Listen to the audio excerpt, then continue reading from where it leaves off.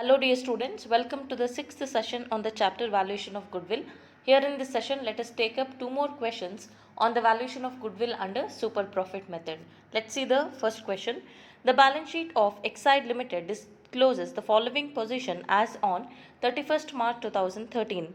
On the asset side, we find land and buildings, plant and machinery, stock, data and bank balance.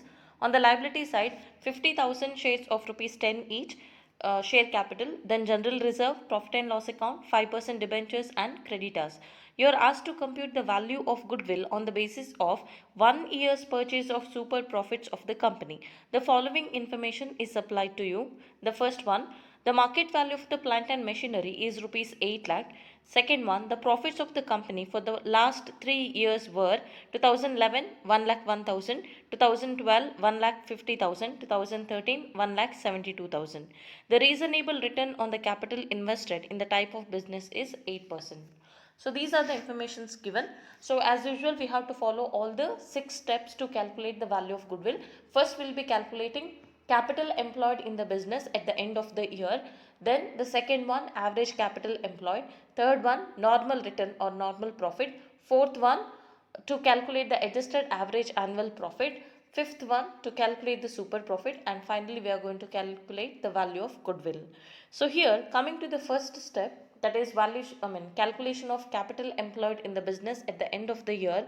There are two methods, either on the basis of net tangible asset or on the basis of shareholders interest. Here they have given us informations about assets as well as liabilities. So again, just like the previous questions, we can calculate the capital employed on the basis of net tangible assets. Let's see how to find out that.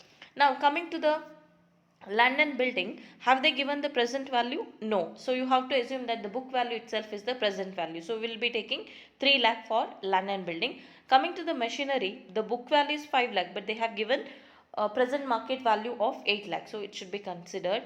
Then coming to stock, they have not given the present value. So book value itself is the present value. Debt also same, and bank balance. So these are the total assets which we have to take in the format. Land and building 3 lakh, plant and machinery 8 lakh, stock 5 lakh, data 3 lakh, bank balance 1 lakh. After that, we are going to take the total of this, which comes to 20 lakh, and this is termed as gross market value of all assets taken over. Then in the next line, we have to write less liabilities to outsiders, both short term and long term.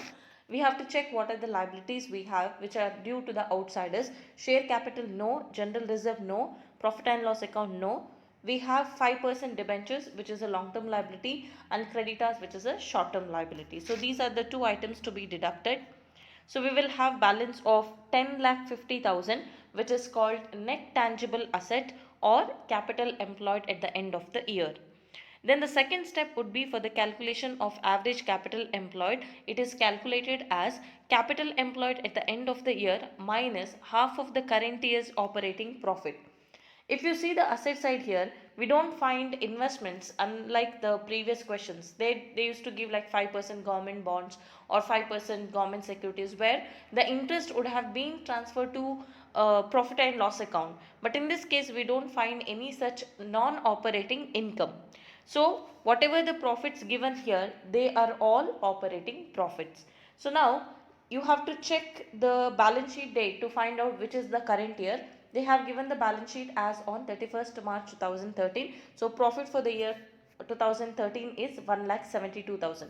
So we have to take half of that. So that half of 1,72,000 should be deducted from 10,50,000. So we will arrive at 9,64,000, which is called average capital employed.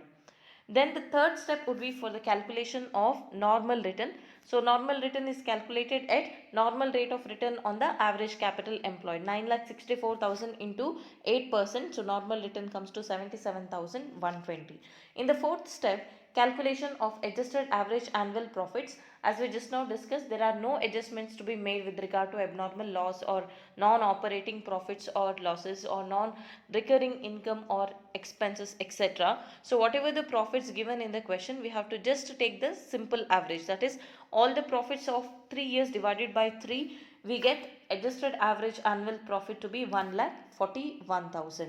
Okay, in the fifth step we are going to calculate the super profit. Super profit is the difference between adjusted average annual profit and normal return. 1,41,000 minus 77,120, we get super profit at 63,880, and it is given here that we have to calculate the value of goodwill on the basis of 1 year's purchase. So we have to multiply the super profit with 1 to calculate the value of goodwill. So the total value of the goodwill comes to 63,880. So this is the solution for the first question. Very simple, because it does not have much adjustments. Okay. Then let us take up the second question. The balance sheet of Hari Prasad Limited as on 31st March 2018 is as follows. On the asset side, we find goodwill, fixed assets, investment made in 5% government bonds, current assets, preliminary expenses and discount on issue of debentures. On the liability side, 30,000 equity shares of rupees 10 each, general reserve, provision for taxation, 5% debentures and creditors. The average profit of the company after deducting interest on debentures and taxes is rupees 64,000. The market value of the machinery included in fixed assets is rupees 10,000 and current assets rupees 5,000 are more. Expected rate of return is 10%.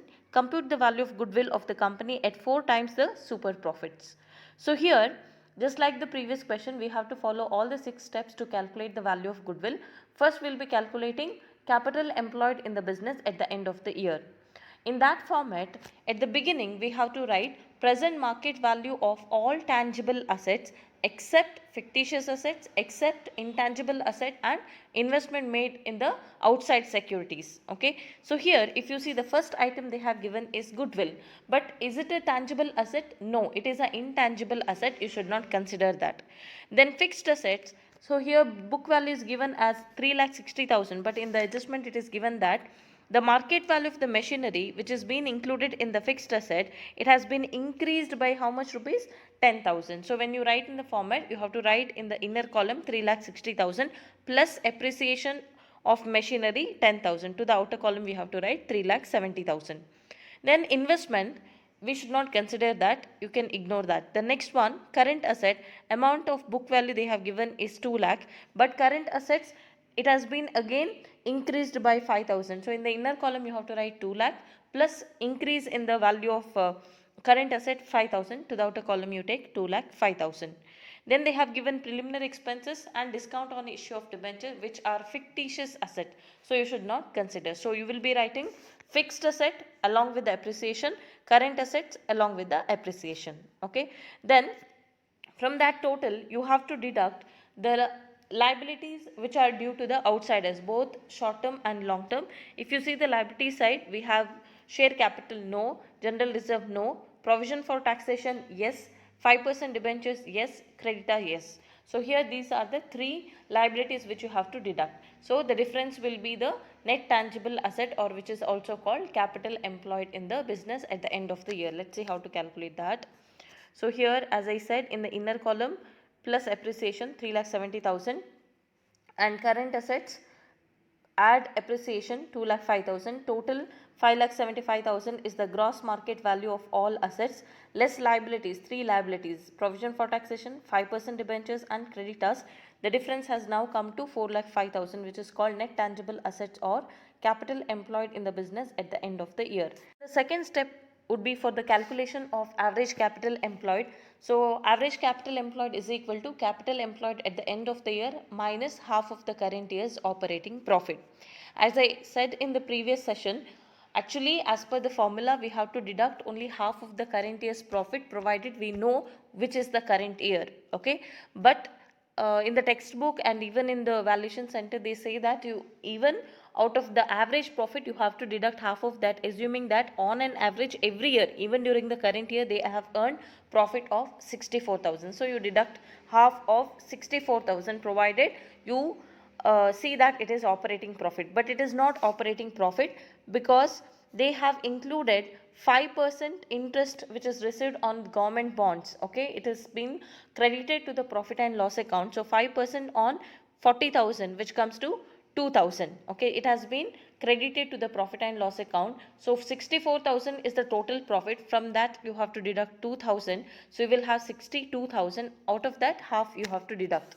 Okay, So this is the calculation. Capital employed at the end of the year 4,05,000 minus half of the average profit, average operating profit. Okay, 64,000 minus 2,000, you get 62,000 into half, which comes to 31,000. The remaining balance is 3,75,000. So it is average capital employed. Then the third step would be for the calculation of normal return. Normal return has to be calculated at 10% on the average capital employed. The third step is average capital employed into normal return, 10% on 3,74,000, which comes to 37,400. Step 4 for the calculation of adjusted average annual profit.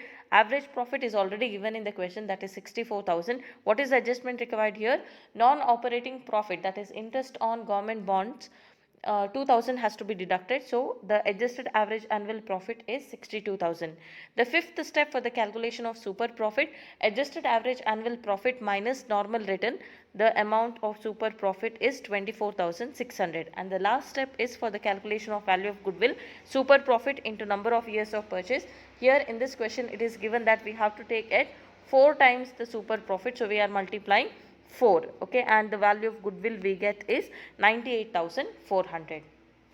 So these are the two questions which we have discussed under super profit method of valuation of goodwill. So here I complete the second method, that is super profit method.